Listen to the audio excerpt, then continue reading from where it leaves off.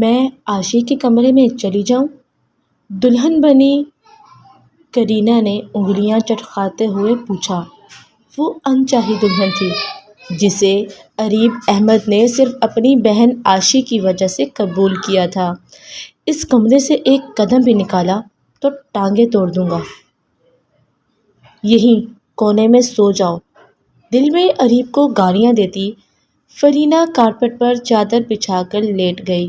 تھوڑی دیر بعد چوہا دیکھ کر بھاگتی ہوئی بیڈ پر اریب کے اوپر چڑھ کے بولی، مجھے بچائیں، چوہا کاٹ لے گا۔ چوہا تمہیں کاٹے یا نہ کاٹے، اب میں تمہیں ضرور کاٹوں۔ وہ جو خوف کے مارے اس کے بازوؤں میں پناہ لیے بیٹھی تھی، اریب کے الفاظ کی تپش محسوس کرتے ہی پگھلنے لگی۔ اس کی آنکھوں میں آنسو تیرنے لگے جو اریب کی شرٹ کے کالر کو بھگو رہے تھے۔ مطلب آپ بھی چوہے کی طرح مجھے کاٹیں گے؟ اس نے معصومیت اور سسکتی ہوئی آواز میں پوچھا۔ اریب جو غصے اور جھنجھلاہٹ کے زیر اثر تھا، اس کی اس منطق پر ایک لمحے کے لیے ساکت رہ گیا۔ وہ اسے ڈرانا چاہتا تھا، اسے اپنی پہنچ سے دور رکھنا چاہتا تھا، لیکن یہ لڑکی تو خوف کی ایسی حد پر کھڑی تھی جہاں عقل و دانش کا کوئی گزر نہ تھا۔ نیچے اترو میرے اوپر سے، اریب نے سختی سے اسے خود سے دور دھکیلا۔ فرینہ لڑکھڑاتی ہوئی بیڈ کی دوسری جانب گری۔ وہ چوہا، اس نے کانپتی انگلی سے کارپٹ کے اس کونے کی طرف اشارہ کیا جہاں اس نے اپنی چادر بچھائی تھی۔ اس کمرے میں کوئی چوہا نہیں ہے فرینہ، یہ تمہارے دماغ کا فطور ہے تاکہ تم اس بیڈ تک پہنچ سکو۔ میں نے پہلے ہی کہا تھا یہ شادی محض ایک سمجھوتا ہے۔ عاشی کی ضد کے آگے میں ہار گیا تھا، لیکن اس کا مطلب یہ ہرگز نہیں کہ میں تمہیں اپنی زندگی میں جگہ دوں۔ اریب نے بیڈ سے اٹھ کر کھڑے ہوتے ہوئے سرد لہجے میں اسے جتایا۔ فرینہ نے جھرجھری لی۔ اس کے لیے یہ الفاظ کسی چوہے کے کاٹنے سے زیادہ تکلیف دہ تھے۔ وہ جو ابھی چند گھنٹے پہلے دلہن بن کر اس گھر میں آئی تھی، اسے اندازہ بھی نہیں تھا کہ اس کا استقبال یوں پتھر کے لہجے سے کیا جائے گا۔ مجھے بیڈ پر سونے کا کوئی شوق نہیں ہے اریب صاحب، مجھے تو بس ڈر لگ رہا تھا، اس نے اپنی سرخ آنکھوں کو دوپٹے کے پلوں سے رگڑتے ہوئے کہا۔ اور اگر آپ کو لگتا ہے کہ میں یہاں رہ کر آپ کی زندگی میں مداخلت کروں گی تو بے فکر رہیں، صبح ہوتے ہی میں عاشی کے پاس چلی جاؤں گی۔ میں نے کہا نا، تم اس کمرے سے باہر قدم نہیں نکالو گی۔ اریب نے اس کی کلائی مضبوطی سے تھام لی۔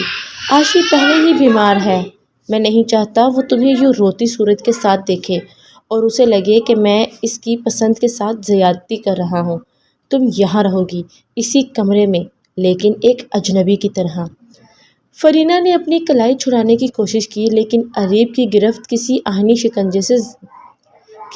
آہنی شکنجے جیسی تھی۔ تو کیا میں ساری زندگی اس کارپٹ پر سوؤں گی؟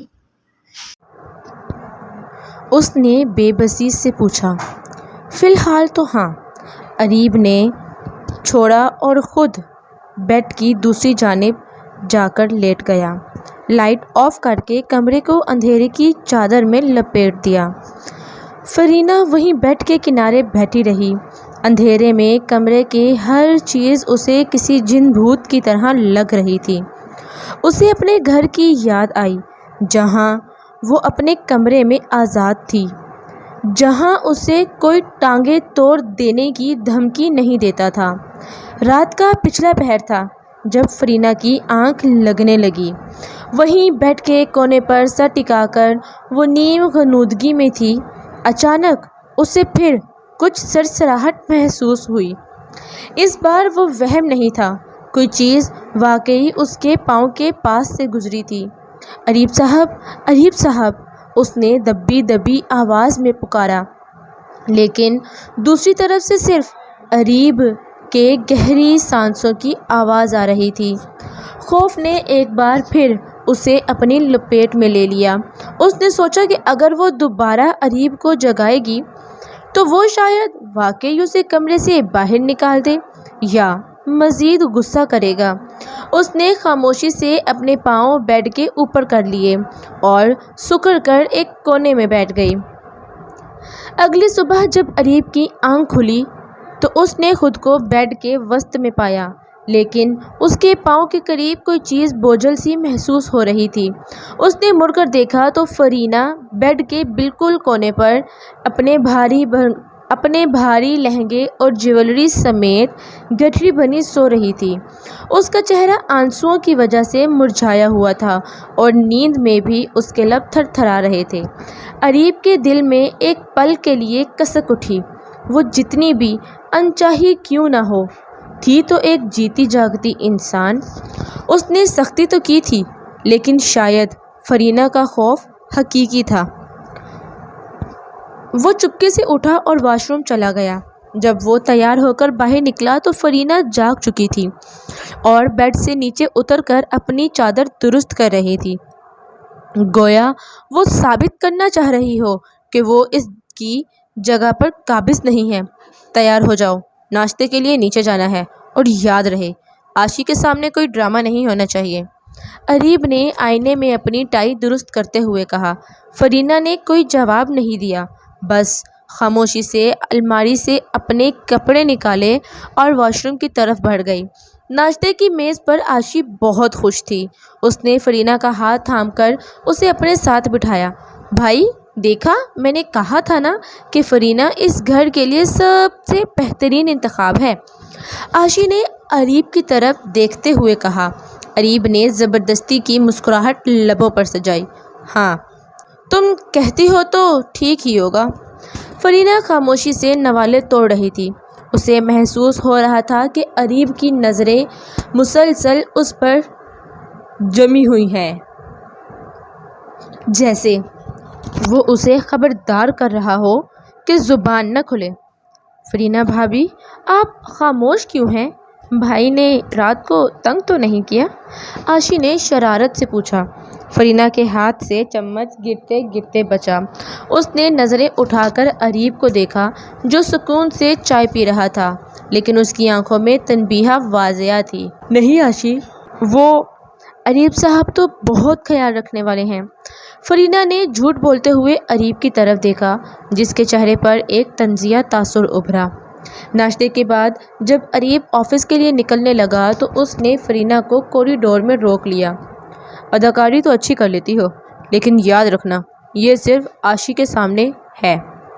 فرینہ نے اس بار ہمت جمع کی اور اس کی آنکھوں میں آنکھیں ڈال کر کہا، میں اداکاری نہیں کر رہی تھی، میں صرف اس بیمار لڑکی کا دل نہیں توڑنا چاہتی جسے اپنے بھائی پر بہت مان ہے۔ کاش آپ کو بھی اندازہ ہوتا کہ وہ آپ سے کتنا پیار کرتی ہے۔ اریب نے کچھ کہنے کے لیے لب کھولے ہی تھے کہ فرینہ مڑ کر اندر چلی گئی۔ اس دن پہلی بار اریب کو محسوس ہوا کہ یہ انچاہی دلہن صرف ڈرپوک نہیں ہے، اس کے اندر بھی ایک انا ہے جو اب سر اٹھا رہی ہے۔ دن گزرتے گئے، اریب اور فرینہ کے درمیان سرد جنگ برقرار رہی۔ اریب اسے نظر انداز کرتا اور فرینہ نے بھی اب اسے پکارنا چھوڑ دیا تھا۔ وہ رات کو خاموشی سے کارپٹ پر لیٹ جاتی، چاہے کتنی ہی ٹھنڈ ہو یا کتنا ہی خوف لگے۔ ایک رات شدید بارش ہو رہی تھی، بجلی کڑکنے کی آوازوں سے پورا کمرہ گونج رہا تھا۔ فرینہ کو بچپن سے ہی کڑکتی بجلی سے ڈر لگتا تھا۔ وہ کارپٹ پر لیٹی خود کو چادر میں چھپانے کی کوشش کر رہی تھی، لیکن ہر کڑک پر اس کا دل ڈوبنے لگتا۔ اچانک ایک زوردار دھماکہ ہوا اور پورے محلے کی بجلی چلی گئی۔ اندھیرا اتنا گہرا تھا کہ ہاتھ سجائی نہ دیتا تھا۔ فرینہ کی سسکی نکل گئی۔ وہ اندھیرے میں راستہ ڈھونڈتی ہوئی بیڈ کی طرف بڑھی، لیکن اس بار وہ اریب پر نہیں چڑھی بلکہ بیڈ کے پائے کے پاس زمین پر بیٹھ کر رونے لگی۔ اریب جو گہری نیند میں تھا سسکیوں کی آواز سے جاگ گیا۔ اس نے موبائل کی ٹارچ جلائی تو دیکھا فرینہ زمین پر بیٹھی کانپ رہی ہے۔ اب کیا ہوا؟ اب کون سا چوہا آ گیا؟ اس نے بیزاری سے پوچھا۔ فرینہ نے کوئی جواب نہیں دیا، بس اپنے سر کو گھٹنوں میں چھپا لیا۔ اریب نے ٹارچ کی روشنی اس کے چہرے پر ڈالی تو دیکھا وہ پسینے میں شرابور تھی اور اس کا جسم بری طرح تھر تھرا رہا تھا۔ اریب کا غصہ ایک لمحے میں جھاگ کی طرح بیٹھ گیا۔ اسے احساس ہوا کہ یہ ڈرامہ نہیں ہے۔ وہ بیڈ سے نیچے اترا اور فرینہ کے کندھے پر ہاتھ رکھا۔ فرینہ، کیا ہوا ہے؟ فرینہ نے چونک کر سر اٹھایا اور بنا سوچے سمجھے اریب کے گلے لگ گئی۔ مجھے بہت ڈر لگ رہا ہے، پلیز مجھے اکیلا مت چھوڑیں۔ اریب کے ہاتھ ہوا میں معلق رہ گئے۔ وہ جو اسے اپنی زندگی سے نکالنا چاہتا تھا اس وقت اسے اپنے حصار میں لیے ہوئے تھا۔ اس نے محسوس کیا کہ فرینہ کی دھڑکنیں بہت تیز تھیں۔ ٹھیک ہے، پرسکون ہو جاؤ، میں یہیں ہوں، اریب نے پہلی بار نرمی سے کہا اور اسے سہارا دے کر بیڈ پر بٹھایا۔ اس رات اریب نے اسے نیچے سونے کے لیے نہیں کہا۔ وہ خود بیڈ کے ایک کونے پر بیٹھ گیا اور فرینہ دوسری طرف تکیہ لے کر لیٹ گئی۔ اندھیرے میں دونوں خاموش تھے، لیکن اس خاموشی میں اب وہ پہلے جیسی تلخی نہیں تھی۔ فرینہ، اریب نے دبی آواز میں پکارا۔ جی؟ تم نے اس دن کہا تھا کہ میں اپنی بہن کا مان توڑ رہا ہوں۔ کیا تمہیں واقعی لگتا ہے کہ میں اتنا برا ہوں؟ فرینہ نے تھوڑی دیر سوچا، پھر کہا، برا تو کوئی نہیں ہوتا اریب صاحب، بس حالات اور ترجیحات انسان کو سخت بنا دیتی ہیں۔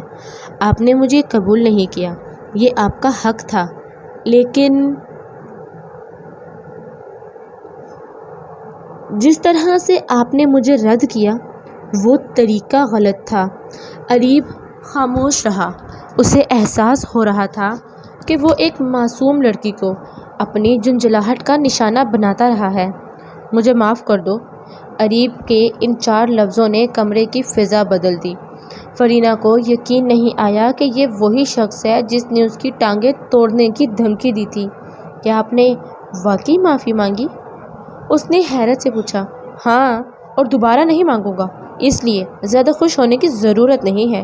اریب نے اپنی پرانی عادت کے مطابق رخ موڑ لیا، لیکن اس کے لہجے میں اب وہ کاٹ نہیں تھی۔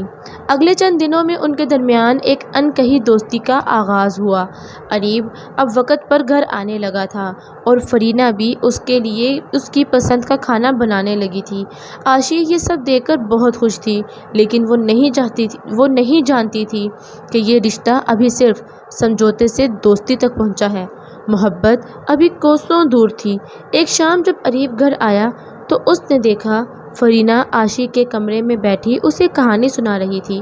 فرینہ کی آواز میں ایک عجیب سی کشش تھی جو اریب کو وہیں دروازے پر رکنے پر مجبور کر گئی تھی۔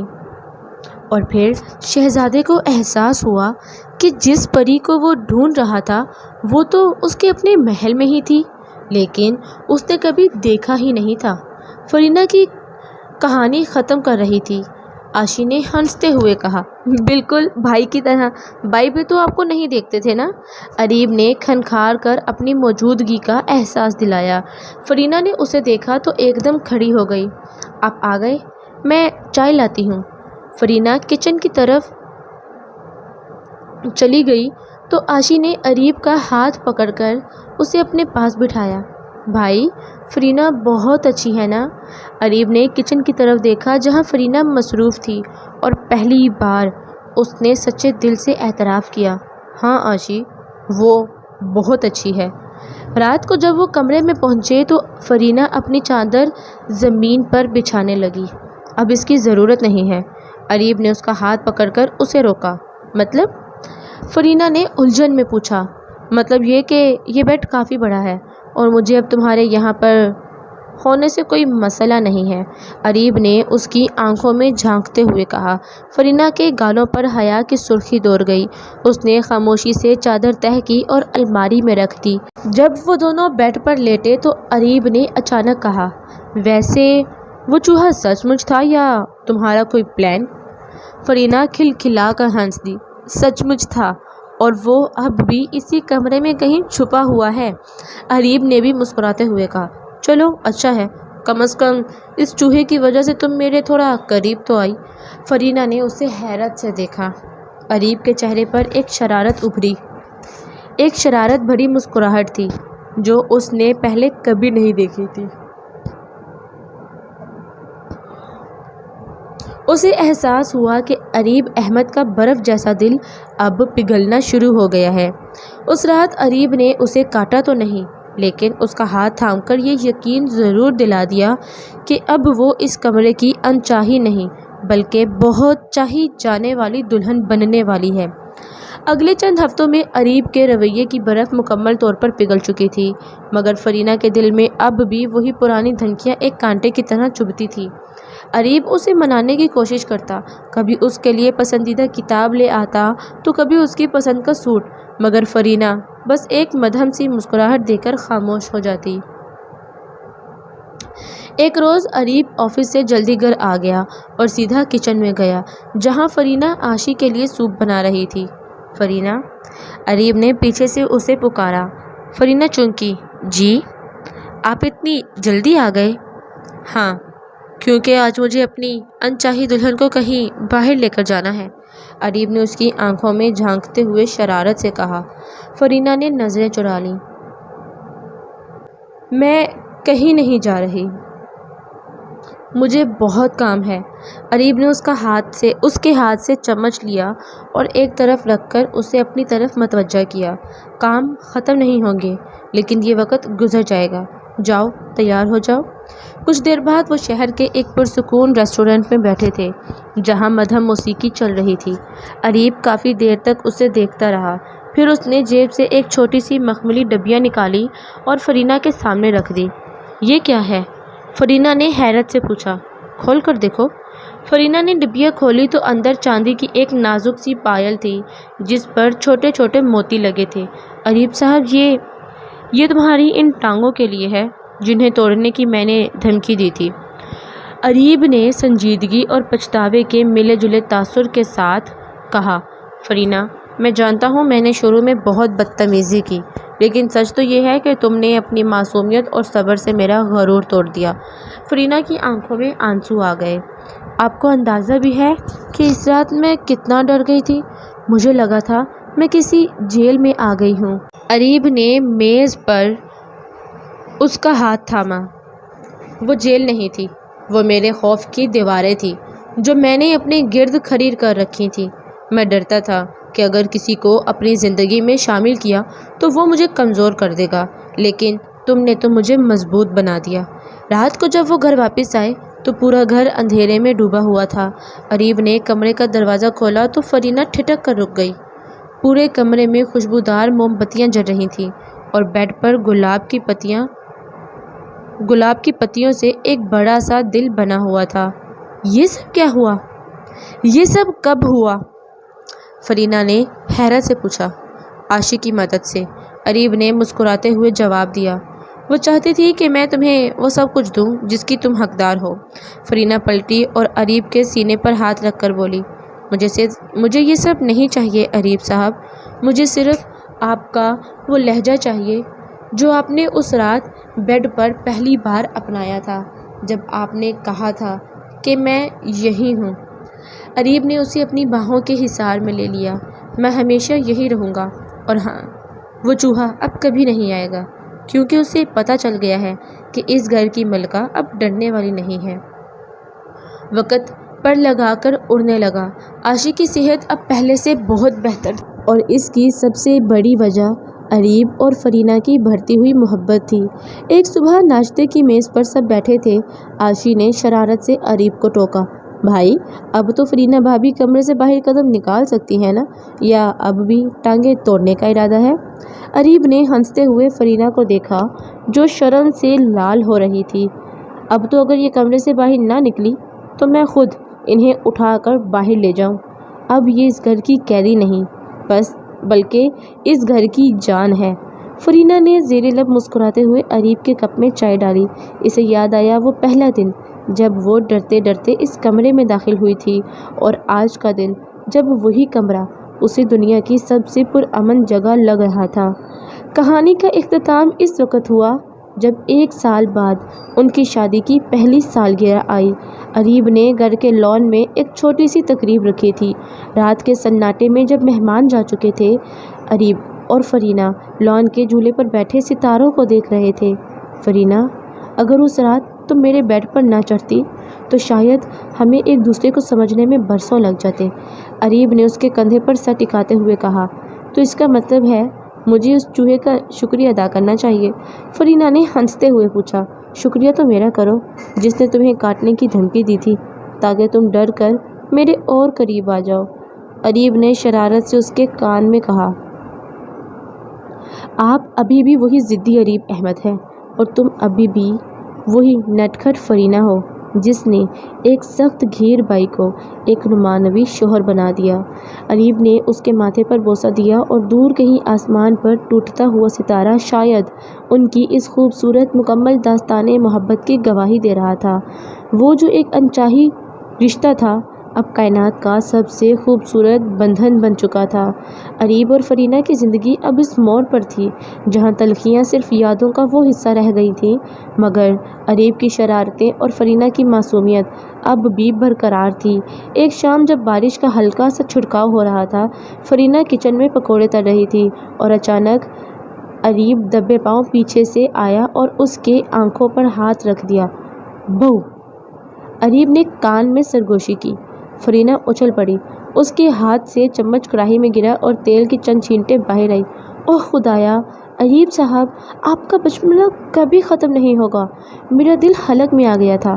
اریب نے ہنستے ہوئے اپنا ہاتھ ہٹایا اور کچن کے کاؤنٹر پر ٹیک لگا کر کھڑا ہو گیا۔ دل حلق میں آ گیا تو واپس نیچے اتار دو، ابھی تو میں نے تمہیں ایک بہت بڑا سرپرائز دینا ہے۔ فرینہ نے شک کی نظر سے اسے دیکھا۔ کیسا سرپرائز؟ کہیں پھر سے کوئی فرضی چوہا تو نہیں چھوڑ دیا آپ نے؟ چوہے پرانے ہو گئے بیگم صاحبہ، اب کچھ نیا ہونا چاہیے۔ اریب نے جیب سے ایک چھوٹا سا لفافہ نکالا۔ یہ لو تمہاری سزا کا پروانہ۔ فرینہ نے ڈرتے ڈرتے لفافہ کھولا تو اندر مری کے ایک پرتعیش ریزورٹ کے 2 ٹکٹ تھے۔ ہم گھومنے جا رہے ہیں؟ فرینہ کی آنکھوں میں چمک آ گئی۔ ہاں، لیکن ایک شرط پر، اریب نے اس کے قریب ہوتے ہوئے کہا۔ وہاں تم اریب صاحب نہیں کہو گی بلکہ صرف اریب کہو گی۔ اگر ایک بار بھی صاحب لگایا تو واپسی کا ٹکٹ کینسل۔ فرینہ نے شرماتے ہوئے سر جھکا لیا۔ یہ بہت مشکل شرط ہے۔ مری پہنچ کر سردی کا وہ عالم تھا کہ فرینہ 3 سویٹر پہننے کے بعد بھی کانپ رہی تھی۔ ہوٹل کے کمرے میں پہنچتے ہی وہ کمبل میں گھس کر بیٹھ گئی۔ فرینہ، ہم یہاں کمبل میں بیٹھنے نہیں آئے، باہر برف باری ہو رہی ہے، چلو نا۔ اریب نے اسے زبردستی اٹھانے کی کوشش کی۔ نہیں اریب صاحب، میرا مطلب ہے اریب، باہر بہت ٹھنڈ ہے، میری ناک جل جائے گی۔ فرینہ نے کمبل کو مزید مضبوطی سے پکڑ لیا۔ اریب نے ایک لمحے اسے دیکھا، پھر ایک دم اسے کمبل سمیت اپنی باہوں میں اٹھا لیا۔ اریب، یہ کیا کر رہے ہیں؟ نیچے اتاریں، کوئی دیکھ لے گا۔ وہ ہکا بکا رہ گئی۔ کوئی نہیں دیکھ رہا، اور اگر دیکھ بھی لے تو اپنی بیوی کو اٹھایا ہے، کوئی چوری تو نہیں کی۔ اریب اسے لے کر بالکنی میں آ گیا جہاں سفید برف کے گالے گر رہے تھے۔ سرد ہوا کا ایک جھونکا فرینہ کے چہرے سے ٹکرایا تو وہ بے اختیار اریب کے سینے میں دب گئی۔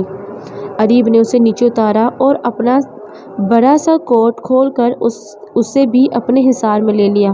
اب ٹھنڈ لگ رہی ہے؟ اس نے فرینہ کے کان کے پاس پوچھا۔ فرینہ نے نفی میں سر ہلایا۔ اس وقت اسے احساس ہوا کہ اریب کی گرم جوشی کسی بھی کمبل سے زیادہ پرسکون تھی۔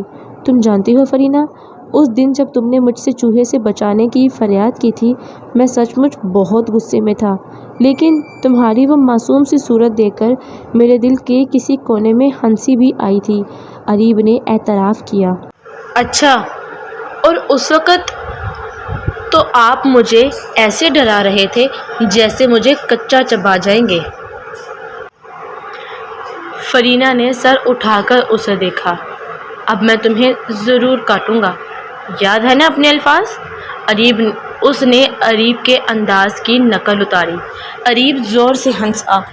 وہ تو بس تمہیں ڈرانے کے لیے تھا، لیکن سچ کہوں تو تم ڈری ہوئی زیادہ پیاری لگتی ہو۔ اچھا جی، تو اب سے میں ہمیشہ ڈر کر ہی رہا کروں؟ فرینہ نے مصنوعی غصے سے کہا۔ نہیں، اب تم مجھ پر حق جتایا کرو۔ اریب نے اس کا ہاتھ پکڑ کر اپنے دل پر رکھا۔ یہاں اب صرف تمہاری حکومت ہے۔ رات کے کھانے پر اریب نے ایک اور شرارت سوچی۔ اس نے فرینہ کی پلیٹ میں خاموشی سے بہت ساری مرچیں چھپا دیں۔ جیسے ہی فرینہ نے پہلا نوالا لیا، اس کا چہرہ سرخ ہو گیا اور آنکھوں سے پانی بہنے لگا۔ ہائے فرینہ، کیا ہوا؟ رو کیوں رہی ہو؟ کیا میں اتنا برا شوہر ہوں؟ اریب نے معصومیت کا لبادہ اوڑھ کر پوچھا۔ مرچی، فرینہ بمشکل بولی اور جلدی سے پانی کا گلاس اٹھایا۔ اریب کی ہنسی چھوٹ گئی۔ اوہ، مجھے لگا تم میری محبت میں آنسو بہا رہی ہو۔ فرینہ نے پانی پی کر غصے سے اسے دیکھا۔ آپ نہیں سدھریں گے نا؟ ٹھیک ہے، اب دیکھیے گا میں کیا کرتی ہوں۔ اگلی صبح جب اریب جاگا تو اس نے دیکھا کہ اس کے جوتوں کے تسمے آپس میں بندھے ہوئے تھے۔ جیسے ہی اس نے پہلا قدم بڑھایا، وہ دھڑم سے بیڈ پر واپس گرا۔ فرینہ دور کھڑی دانت نکال رہی تھی۔ کیسا لگا میرا سرپرائز؟ اریب نے جوتے دیکھتے ہوئے سر پیٹ لیا۔ مان گیا بھائی، انچاہی دلہن تو اب خطرناک کھلاڑی بن گئی ہے۔ وہ دونوں ایک دوسرے کو دیکھ کر ہنسنے لگے۔ مری کی ان برفانی ہواؤں میں ان کی ہنسی کی تپش ہر طرف پھیل رہی تھی۔ وہ رشتہ جو ایک دھمکی سے شروع ہوا تھا، اب ایک ایسی خوبصورت کہانی بن چکا تھا جہاں ہر دن ایک نیا رنگ اور ہر پل ایک نئی خوشی لے کر آتا تھا۔ اریب نے فرینہ کا ہاتھ تھام کر اسے اپنے قریب کیا اور دھیرے سے بولا، تمہارے ساتھ زندگی کا ہر لمحہ ایک خوبصورت خواب جیسا ہے، اور میں چاہتا ہوں کہ یہ خواب کبھی ختم نہ ہو۔ فرینہ نے مسکراتے ہوئے اس کے کندھے پر سر رکھ دیا۔ یہ خواب نہیں ہے اریب، یہ ہماری حقیقت ہے، اور یہ حقیقت کسی بھی خواب سے زیادہ حسین ہے۔